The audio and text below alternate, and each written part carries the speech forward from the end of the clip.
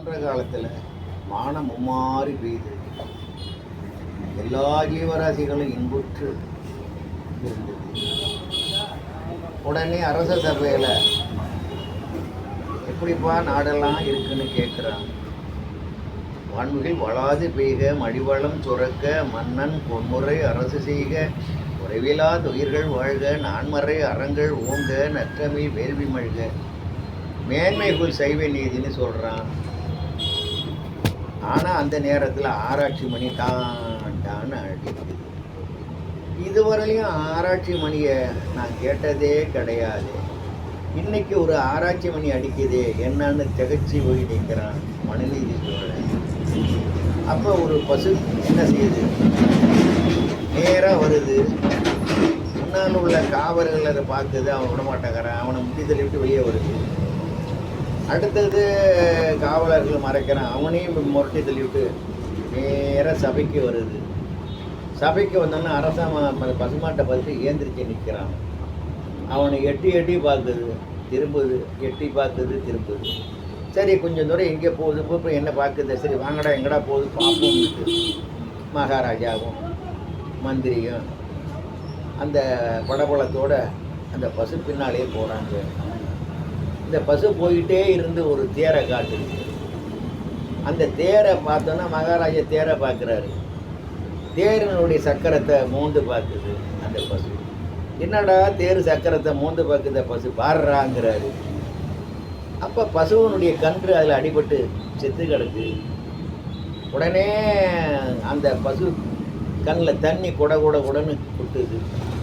தான் பிள்ளைய இப்படி அரைச்சிட்டு போயிட்டான்னு, நீ மனுநீதி சோழன்னு பேர் வச்சிருக்கியே, என் குழந்தைக்கு என்னடா திருப்பு கூற போகிறேன்னு அது பசு சொல்லாத நிற்கிது. உடனே மகாராஜா பார்த்துட்டு, இந்த தேரை ஓட்டி எப்படி இந்த கன்று குட்டிய எவன் அடித்தானோ அவன் மேலே ஏற்ற, அவனே இந்த தேர் அவன் மேலே ஏறிட்டான்.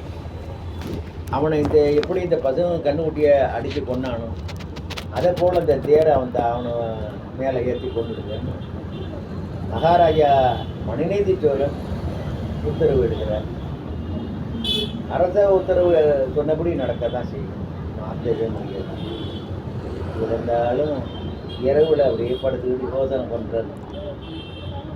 ஏது நினைக்கும் பாவிகளுக்கும் செய்தாய் கருணை என தெளிந்து,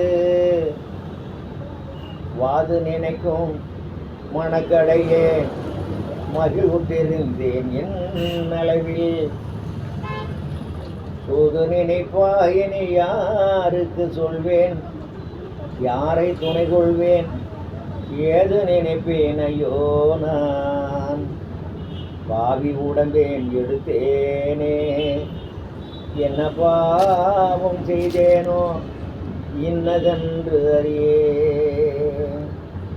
40 பாவத்தை சொல்ற. பஞ்சமா பாதிகி என்ற பாவம். பாவம் நம்பிக்கை துரோகம். 2வது பாவம் மாற்றான் மனைவி களவாடுது, அப்புறம் கொலை, அப்புறம் கொள்ளை, அப்புறம் கற்பழி. அதே போல் இன்னொரு வேதத்தில் கூட 10 பாவத்தை சொல்கிறான். ஆனால் ஐயா 40 பாவத்தை எப்படி அழகாக சொல்கிறாரு. அது மனுநீதி சோழனுக்காக அப்போ எப்படி அவன் இருந்திருப்பாங்கிறத நினைச்சு, நல்லோர் மனதை நடுங்க செய்தேனோ, நட்டாற்றில் கையை நழுவ விட்டேனோ, வழியை வழக்கிட்டு மானம் கெடுத்தேனோ, வரவு போக்கொழிய வழி அடைத்தேனோ, தானம் கொடுப்போரை தடுத்து நின்றேனோ, தர்மம் வாராது தண்டம் செய்தேனோ, கலந்த சிநேகிதரை கலகம் செய்தேனோ, களவு செய்வோருக்கு உளவு சொன்னேனோ, மனவொத்த நட்புக்கு வஞ்சகம் செய்தேனோ, மன்னோர பேசி வாழ்வழித்தேனோ, குடிவரி உயர்த்தி கொள்ளை கொண்டேனோ, குடிக்கின்ற நீர் உள்ள கோலத்தை தூர்த்தேனோ, ஏழைகள் வயிறெறிய செய்தேனோ, இறப்போருக்கு பிச்சை இல்லை என்றேனோ, உயிர் கொலை செய்வோருக்கு உபகாரம் செய்தேனோ, ஊன்றுவை உண்டு உடல் வளர்த்தேனோ, பொருளை ஈச்சித்து போய் சொன்னேனோ, பொது மண்டபத்தை போய் இருந்தேனோ, ஆசை காட்டி மோசம் செய்தேனோ, அன்புடையவருக்கு துன்பம் செய்தேனோ, வேலையிட்டு கூலி குறைத்தேனோ, வெயிலுக்கு ஒதுங்கும் விருட்சத்தை அழித்தேனோ, பசித்தோர் முகத்தை பாராது இருந்தேனோ, பகை கொண்டு அயலார் பயிரை அழித்தேனோ, கோள் சொல்லி குடும்பம் கழித்தேனோ, கலங்கி ஒளிந்தோரை காட்டி கொடுத்தேனோ, கற்பழிந்தவளை கலந்திருந்தேனோ, கன்றுக்கு கற்பழிந்தவளை கலந்திருந்தேனோ, கன்றுக்கு பால் ஊட்டாமல் கட்டி வைத்தேனோ, குருவை வணங்க கூசி நின்றேனோ, குருவின் காணிக்கை கொடுக்க மறைந்தேனோ, பட்சியை கொண்டில் பதைக்க அடைத்தேனோ, பெரியோர் பாட்டில் கிளை சொன்னேனோ, கல்லும் நெல்லும் கலந்திருந்தேனோ, தவம் செய்வோரை தாழ்வு சொன்னேனோ, அலைய கதவை அடைத்து வைத்தேனோ, சிவனடியாரை சீறி வைத்தேனோ, சுத்த ஞானிகளை தூசணம் செய்தேனோ, தந்தை தாய் மொழியை தள்ளி நடந்தேனோ, தெய்வத்தை இகழ்ந்து செருக்கடைந்தேனோ, என்ன பாவம் செய்தேனோ, இன்னதென்று அறியேனேன்ட்டு வள்ளலார் அழகாக சொல்கிறார். இப்படி சொல்கிறாரு. இதில் கூட நம்ம நந்தனாருக்கு வழிவிட்டது மாதிரி தான் அந்த நந்தி. என்னப்பன் அல்லவா எந்தாயும் அல்லவா, பொன்னப்பன் அல்லவா பொன்னம் பழத்தவா, ஆடிய பாகனே அம்பலவானனே, சிதம்பரத்தில் வாழும் சிவகாமி நேசனே, ஆளாள சுந்தரம் அற்புத சுந்தரம், கல்யாண சுந்தரம் கடம்பவன சுந்தரம், ஆளாள சுந்தரம் அற்புத சுந்தரம், காமாட்சி சுந்தரம் மீனாட்சி சுந்தரம், நந்தி வாகனா நாகபூஷணா கங்கா சடாசர கௌரி மனோகர, பிரம்மமூர்த்தியே சுந்தரமூர்த்தியே சுந்தரமூர்த்தியே நர்தனமூர்த்தியே, ஆதியுமானாய் அனாதியுமானாய் அந்தமானாய் சொந்தமானாய், என்னப்பன் அல்லவா எந்தாயும் அல்லவா, என்னப்பன் அல்லவா எந்தாயும் அல்லவா, என்னப்பன் அல்லவா பொன்னாம்பலத்தவான்னு வள்ளலார் இப்படி சொன்னார். ஆனால் சிவனை பார்க்குறதுக்கு நந்தி கிடைச்சலாம் இருந்தது. இந்த நேரம் என்ன செய்கிறாரு, என்னடா இது நம்ம போய் சிவபெருமானை பார்க்கணுமேனு அந்த நந்தனார் இப்படி சிவனை நினச்சி பாடிக்கிட்டே போய் அவன் அருளை பெறுறார். புரியுதா இல்லைங்களா? இதெல்லாம் வாழ்க்கையில் தெரிஞ்சுக்கணும். அதனால் சிதம்பரத்தில் நடராஜர் ஆடுறாரு, உடனே பார்வதி ஆடுறா. பார்வதி ஆடணுன்னு விநாயகனும் ஆடுறான், ஏலவனும் ஆடுறான், அரம்பையாரும் ஆடுறாங்க, காதில் போட்டிருக்கிற குண்டலமும் ஆடுது, கமண்டலமும் ஆடுது. அதனால எல்லாருமே ஆடுறாங்க. அதை முனிசாமி எப்படி அழகாக சொல்கிறாரு, நடராஜர் பத்தில் சொல்கிறாரு, நல்லா ஞாபகம் இருக்குது.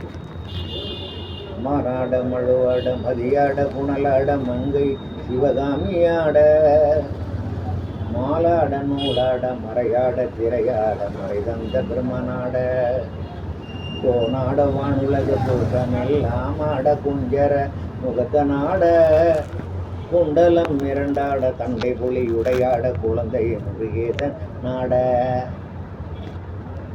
மானாட மழுவாட மதியாட புனலாட மங்கை சிவகாமியாட, மாலாட நூலாட மறையாட திரையாட மறைதந்த பிரம்மனாட, கோனாட வானுலக கூட்டம் எல்லாம் ஆட குஞ்சர முகத்தனாட, குண்டலம் இரண்டாட தண்டை புலி உடையாட குழந்தை முருகேசனாட, ஞான சம்பந்தரோடு இந்திராதி 18 முனியட்ட பாலகருமாட, நரை தும்பை அருகாட நந்தி வாகனமாட, நாட்டிய பெண்களாட வினைவோட உனைப்பாட என நாடி இது வேலை விருதோடு ஆடி வருவாய் ஈசனே சிவகாமி நேசனே, என்னை என்ற தில்லைவாழ் நடராஜனே, என்னை என்ற தில்லைவாழ் நடராஜனே. இப்படி நடராஜர் பக்கத்தில் இந்த முனிசாமிங்கிறவர் நல்லா பாடுறாரு. ஆனால் இன்னொரு இடத்துல எப்படி இருக்கிறாரு, அடாடாடாடாடா, தாயார் இருந்தென்ன தந்தையும் இருந்தென்ன, தன் பிறவி உறவு கோடி தனமலை குவிந்தென்ன, கணவையர் எடுத்தென்ன தாரணியாண்டும் என்ன, சேயர்கள் இருந்தென்ன குருவா இருந்தென்ன, சீடர்கள் இருந்தென்ன சித்து பலகற்றென்ன, நித்தமும் விருதங்கள் செய்தென்ன, நதிகள் எல்லாம் ஓயாது மூழ்கினும் என்ன பயன்? யமனோலை ஒன்றை கண்டு தடுக்க உதவுமோ இவையெல்லாம்? தந்தை உறவென்றுதான் உன்னிரு பாதம் பிடித்தேன். யார் மீது உன் மனம் இருந்தாலும் உன் கடைக்கண் அதுபோது ஈசனே சிவகாமி நேசனே எனைன்ற தில்லைவாள் நடராஜனே எனைன்ற தில்லைவாள் நடராஜனே. இந்த யம ஓலையை எவனுமே தீர்க்க முடியாதான். யார் இருந்தென்ன தந்தையும் இருந்தென்ன தன் பிறவி உறவு கோடி தனமலை குவிந்தென்ன கணபையர் எடுத்தென்ன தாரணை ஆண்டுமென்ன சேயர்கள் இருந்தென்ன குருவாய் இருந்தென்ன சீடர்கள் இருந்தென்ன சித்து பல கற்றென்ன நித்தமும் விருதங்கள் செய்தென்ன நதிகள் எல்லாம் ஒய்யாது மூழ்கணும் என்ன பயன்? யமனோலை ஒன்றை கண்டு தடுக்க யாராலையும் முடியுமா? இந்த ஈசன் தான். அவன் நினைச்சாதான் யம ஓலையை தடுக்க முடியும். இல்லாட்டினா நிச்சயமாக நடக்காது. மார்க்கண்டேனுக்கு அந்த ஈசன் எப்படி உயிர் கொடுக்குறானோ அதை போல் நம்ம அவனை சிக்கனை பிடிச்சாதான் கதையாக இல்லை கதையாக ஆகலைதான்.